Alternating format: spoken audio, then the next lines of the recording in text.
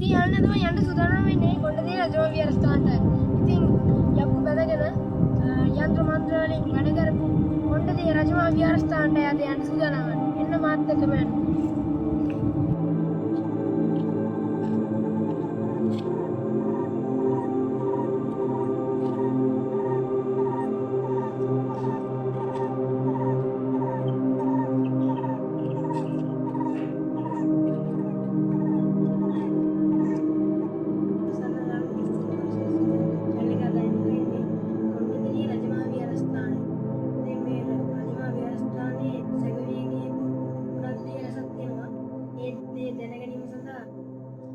පන්සලේ ලොකු හාමුදුරුවෝ හමුවීම සඳහා යන එන්න මාත් එක්ක යන හාමුදුරුවෝ විස්තර දැනගන්න.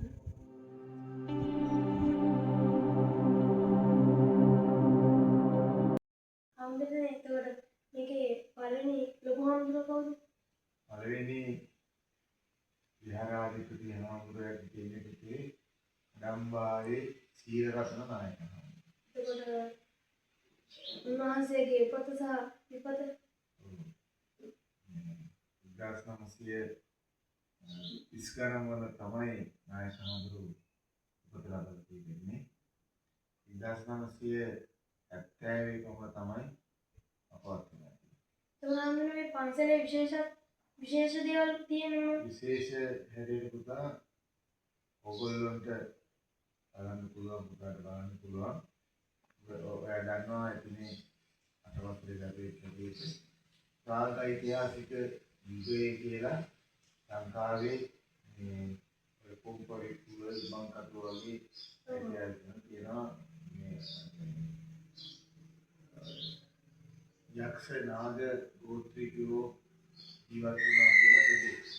ඒකට මේ එහා පැත්තේ තියෙන ෆොටෝ ගන්න පුළුවන් ඒකට ගිහිල්ලා ගල් සෝම් කරා. ඒක අවුරුදු 3000ක් විතර පැරණි ස්ථානයක් හැටියට තමයි හම්බන්නේ. ඊළඟට මේ විහාරස්ථානය එහා පැත්තේ උදාර පේන තියෙන ගල් ගුහාවක් වගේ තියෙන මේම නැමිලා බලන්නට ඕනේ. එතනදී ඒ බලපුවාම මේකේ මෙහෙම ඒ හරණ විහාරය ඇතුළත තියෙන්නේ ඒ විහාරය යම්කිසි හේතුවක් මත පාත් වෙලා තියෙනවා. නමුත් ඒකේ විදිහට බලපුවාම පින්තූර ගන්න පුළුවන්. ඒකේ පින්තූර තියෙනවා. ඒ කියන්නේ මේක පොළොන්නරු යුගයකට යුගයට හෝ නුවර යුගයට අයිති සිද්ධාස්ථානයක් ඇද්දා. නැත්නම් යාපව යුගයේ සම්බන්ධතාවයක් තිබෙන බවකුත් පේනවා. එතකොට මේ ස්ථානයේ කයිකාවල රාජමහා විහාරයට අනුබද්ධිත සම්බන්ධිත අයිති පන්සලක් තමයි කොණ්ඩේ විහාරස්ථානය කියලා කියන්නේ. හැබැයි ඒ කාලේ දැන් 1930 ගණන් වල එනකොට මේක අලි කොටි වලස්සු මෝගොන්නු ඉන්න මහා විශාල වනාන්තර වලින් යුක්ත ප්‍රදේශයක්. නමුත් මෙතන මේ නටබුන් අනුව හාමුදුරුවෝ ඉන්න පොඩි පැල්පතක් හදාගෙන කොටද මේ හාමුදුරුවෝ මෙතන පැල්පතක් හදාගෙන තමයි මුලින්ම ආරම්භ කළා. ඒක හාමුදුරුවෝ මේක කියන්නේ පන්සල හදලා තියෙන මොන ක්‍රිස්තු වර්ෂය පූර්වද? නෑ මේ හරියටම දින කියන්නේ මේක සාමාන්‍ය 1940 ගණන් වල ඉඳලා 1950 ගණන් වල දක්වා මේ පන්සල නිර්මාණය කරලා තියෙනවා. ඒක හාමුදුරුවෝ එතකොට මේකෙත් මොනවද යොදනයක් තිබිලා නැහැ. හැබැයි කොණ්ඩේ හාමුදුරුවෝ කියන්නේ කොණ්ඩේ හාමුදුරුවෝ මේ ස්ථානයෙන් ඉතා පැරණි තෙල් වගේ કોઈ පුස්කොළ පොත් වගේ හම්බ වෙලා තියෙනවා. හින්දා හාමුදුරුවෝ ඒ වතුනේ බුද්ධ විද්‍යාව තුළින් යම් දේවල් කරලා තමයි මේ ස්ථානේ ගොඩාක් සංවර්ධනය කරලා දියුණු කරලා තියෙන්නේ. මේකේ හාමුදුරුවෝ ලොකුවට මේ මන්ත්‍ර සම්බන්ධ පිළිබඳ කටයුතු කරලා තියෙනවා කියලා කට්ටිය කටකතාවල මේ යනවා. ඒක පිළිබඳ කොහොමද ඒ විස්තරය යන්නේ?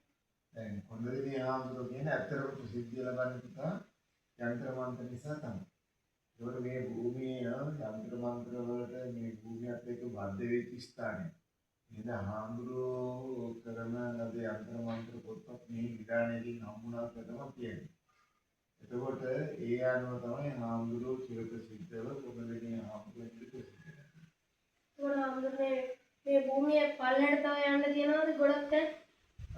ස්ථානෙන් දැන් අපි අලුතෙන් හදපු ස්ථාන කියනවා බලන්න අපාය තියෙනවා ඊට පස්සේ චෛත්‍ය